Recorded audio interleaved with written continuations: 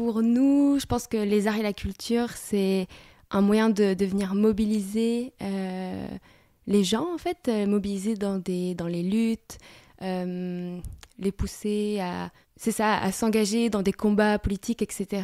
Soit en leur faisant comprendre de manière rationnelle les enjeux. Donc c'est ce qu'on appelle l'empathie cognitive. Mais il y a aussi leur faire ressentir des émotions.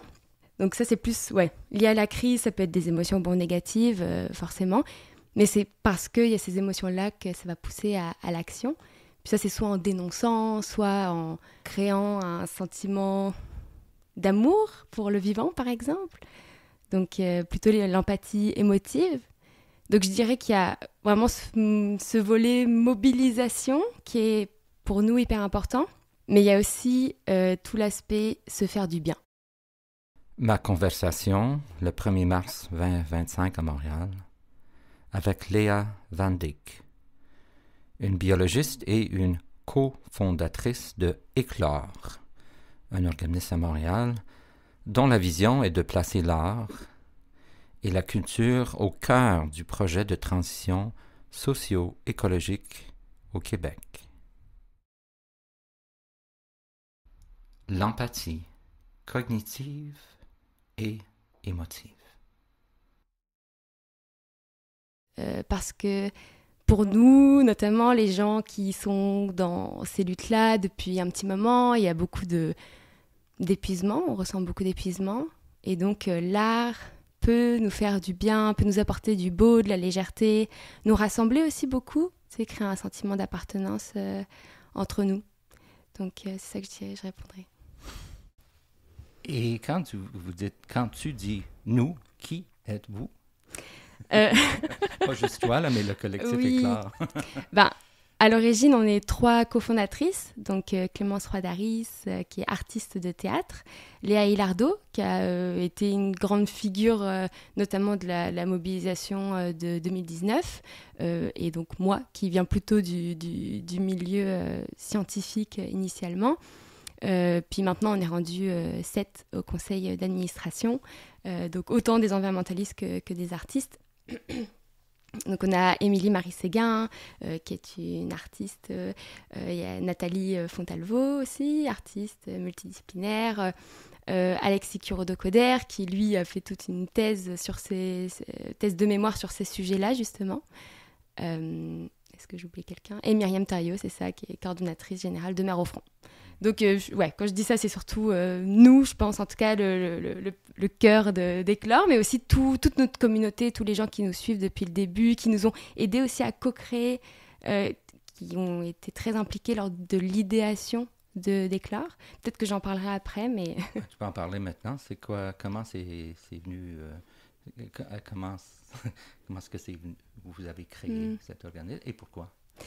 C'est intéressant parce qu'en fait, on a eu la chance de recevoir une subvention, la subvention Semé du Conseil des arts du Canada, c'était en 2023, qui nous a permis de rencontrer une quarantaine en fait, de personnes, soit des artistes, soit des environnementalistes, ou les deux d'ailleurs, c'est pas tout le temps l'un ou l'autre. Et on a organisé en fait des soupers, donc ça c'était avant la création d'Éclore. On a organisé en fait des soupers. Il y avait un souper uniquement avec des artistes, un souper uniquement avec des environnementalistes et des personnes militantes, et un souper qui réunissait ces deux milieux. Et ça a été vraiment hyper enrichissant pour nous de comprendre en fait c'était quoi les obstacles aujourd'hui à la création de maillage entre ces deux milieux-là. À quel point parfois c'est difficile en fait, déjà même par exemple pour les artistes d'avoir cette étiquette engagée, parce qu'à cause de toute l'instabilité financière, le fait que c'est un milieu, le milieu artistique et culturel est en ce moment un milieu qui a beaucoup d'obstacles et d'enjeux, et donc forcément cette étiquette-là peut poser des problèmes en termes d'avoir des contrats, etc.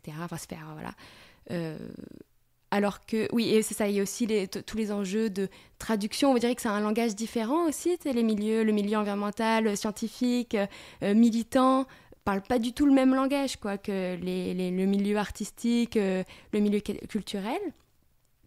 Il y a aussi les défis au niveau des mécanismes de financement, le fait que c'est très construit en ce moment pour que ça rentre dans une case, quoi. Puis il manque énormément d'intersectorialité, de possibilités d'intersectorialité dans nos mécanismes administratifs ou financiers, quoi. Donc, bref, c'était vraiment intéressant de faire un peu la liste de tous les choses qui bloquent en ce moment la possibilité de maillage. Puis nous, on a voulu, avec Éclore, créer ce trait d'union-là possible, en fait. Cette plateforme de traduction presque et de rencontre aussi entre ces deux milieux-là qui sont finalement très dans leur coin, quoi. Enfin, en silo, ouais. Mais quand j'ai pris connaissance d'Éclore, j'étais bien content parce qu'on parle d'art et de sciences depuis longtemps, mais là, c'est l'action locale. Mm-hmm. Comment décrirais-tu les activités que vous faites ou que vous aimeriez faire avec les artistes et les scientifiques? Je pense que ce qu'on fait, déjà de manière générale, ce qu'on voulait faire depuis le début, c'était de créer des moments festifs. On veut que en fait, la transition donne envie. Donc on veut créer cet espace de rencontre en présentiel, revenir à du présentiel, quelque chose de local en fait, où on se rencontre, on fête, on parle aussi forcément de certains enjeux, on parle des crises actuelles, et on s'organise entre nous en fait. Et je pense que l'un de nos plus grands moments, enfin pour le moment c'est sûr que ça fait moins d'1 an qu'on existe, mais notre événement de lancement en fait en mai, pour nous ça a été un moment magique parce que c'était exactement ce à quoi on espérait réaliser en fait. C'était un grand événement avec beaucoup de gens, où il y avait 3 performances artistiques de types différentes, quoi, de types de pratiques différentes. Il y avait un show musical, le show musical de Momo, il y avait un show humoristique des Farouches, il y a eu aussi un conte écologique que nous a fait les Conteurs à gages. Plus des prises de position aussi politiques de certaines luttes. Par exemple, il y a eu la porte-parole de MOP 6600, Cassandre, qui est venue parler de la lutte écologique, la lutte du territoire, en fait, en ce moment à Hochelaga, depuis plusieurs années. Donc voilà, ça mélangeait vraiment ces 2 mondes, et c'était vraiment une ambiance légère qui a fait du bien à tout le monde. Et donc je pense qu'on est parti de cet événement-là, et depuis, on essaye de reproduire ça donc à des plus petites échelles, à plusieurs endroits. En fait, on a créé une communauté qui s'appelle la communauté racinaire. Puis elle rassemble plus de bientôt 100 membres. Et l'objectif, c'est de créer donc des événements pour se rencontrer. Aussi, il y a toute une infolettre pour venir faire rayonner les travaux en fait, de nos membres.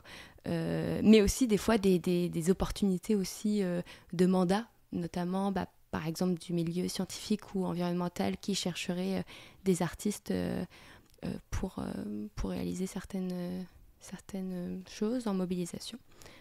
Donc il y a ça, puis après il y a tout le volet aussi atelier-conférence, où récemment on est allé dans un grand colloque scientifique, en fait, par exemple, ce colloque scientifique sur l'adaptation au changement climatique, et avec l'artiste Joanna Griffith, on a créer une fresque participative avec le milieu donc, de la recherche, des experts en fait en sciences du climat, et on a réalisé une fresque participative. Ça, c'était beau de voir ce que ce genre de maillage peut créer en fait. Ce sont de bons exemples. Vous allez sans doute en faire d'autres là, avec le temps. Ça fait seulement 1 an. J'allais dire, quel rôle voulez-vous jouer dans la société, mais je pense que tu viens de m'en parler, c'est assez clair. Quelle sorte de défis faites-vous face, sans doute le financement, etc. Mais comment tu vois l'évolution d'Éclore? Parce que c'est une belle initiative, on en a besoin partout au pays, partout dans le monde, l'action locale. Comment tu vois que ça va contribuer, par exemple, aux problématiques complexes qu'on a, là, le rôle de l'art, la collaboration en sciences? Je pense que, pour le moment, c'est ça, ça fait 1 an qu'on existe. on veut déjà défendre la place de l'art et de la culture dans nos sociétés de manière générale, mais notamment dans la transition socio-écologique. On dirait qu'il faut aussi qu'il y ait cette prise de conscience du milieu environnemental, de la capacité de l'art à mobiliser, parce que le milieu... ce milieu-là a tendance, et moi je parle en connaissance de cause puisque moi j'ai fait un bac en biologie, puis après ça je fais une maîtrise en environnement. J'ai toujours eu un esprit très cartésien, très rationnel, à vouloir réaliser des rapports, à vouloir tout expliquer en pensant que expliquer aux gens, c'est ça qui allait les pousser à l'action. Alors qu'en fait, c'est pas nécessairement ça. Ça peut, chaque personne est très différente. Mais ce que j'ai réalisé plus tard, c'est qu'il faut aimer pour vouloir défendre, par exemple. En fait, c'est pas comprendre le phénomène, mais c'est de vouloir défendre. Et ça, je pense que c'est le plus important. Et où je m'en vais donc dans cette direction-là. Moi, ce que je retiens, c'est l'amour, l'amour de la planète. Ouais. Et je pense que c'est ça que je voulais dire. Oui, c'est ça. C'est que je pense que l'objectif d'Éclore, in fine, c'est de changer les moyens, les méthodes, en fait, pour aller chercher les gens. Donner une nouvelle image à la transition. Et bon, ça va avec toutes les idées de création de nouveaux imaginaires aussi communs, etc., qu'on en parle beaucoup en ce moment aussi, mais ça passe par ça, par exemple. C'est revoir il faut arrêter de sortir des grands chiffres alarmistes qui sont très négatifs, très pessimistes. Même moi, je trouve ça vraiment... Ouais, ça pousse un peu à l'inaction. Après, ça dépend de chaque personne où en est chaque personne dans son processus aussi d'éveil par rapport à ces questions-là. Mais ouais, c'est ce que je dirais. Ça aide que les gens se parlent. J'ai commencé une nouvelle série du balado conscient qui s'appelle Table ronde et vous allez sans doute participer là, avec Éclore. Puis je pense que ça fait du bien de se parler, de se montrer vulnérable, de se montrer courageuse ou whatever on ressent, puis ensuite de travailler ensemble, de briser l'isolement. Je vous félicite pour ce travail. Merci. Parce que pour moi, ça me donne courage, surtout les plus jeunes générations qui se prennent en main, qui créent des nouvelles structures, qui comblent des besoins. Alors, on va arriver bientôt à nos dernières 2 minutes, parce que c'est une quinzaine, cet épisode, donc ça dure 15 minutes. C'est un aperçu de ce que vous faites. Je vais mettre des liens dans les notes d'épisode pour votre site web, etc. Puis ceux qui habitent à Montréal, dans les régions, je vous invite à participer. Moi, si j'habitais ici, je viendrais, ou peut-être je vais venir quand même. Donc, passons à l'action. Quelles sont les choses que tu penses, toi et le collectif, que les gens peuvent faire concrètement en ce moment avec l'art et la science? Là, ça m'intéresse que ça soit le plus concret possible. Je te répondrai en disant que il faut oser s'engager. Il faut que les artistes osent prendre parti parce qu'en fait l'art apolitique n'existe pas. Puis ça, je pense que c'est l'un des plus grands messages clés qu'on veut faire paraître et une des grandes peurs aussi qu'on a beaucoup entendu depuis toute notre phase d'études exploratoires. Et pour ça, j'aimerais citer Geoffroy de la Gannerie, qui dit qu'il n'y a pas de non-participation possible au monde, et qu'à partir du moment où nous décidons d'écrire, nous participons à la production des discours qui façonnent la connaissance du monde et à l'image que nous nous en formons. Et c'est-à-dire qu'on contribue à façonner le monde, et donc l'activité de désengagement n'a pas lieu, en fait. Et ça, je trouve que c'est vraiment intéressant. À partir du moment où on comprend ça, que toute pratique s'inscrit dans un système de pouvoir, de domination actuelle, ça change, en fait. Ça change énormément nos décisions. Et les artistes qui sont très fluides et les scientifiques qui sont très savants, ils ont intérêt à travailler ensemble. Et surtout, souvent, c'est la même chose, art et sciences. Oui. Oui, bien sûr. Art et sciences, il y a aussi beaucoup de similarités entre ces deux milieux-là. c'est vrai qu'on n'en parle pas assez, même si j'ai beaucoup parlé des différences.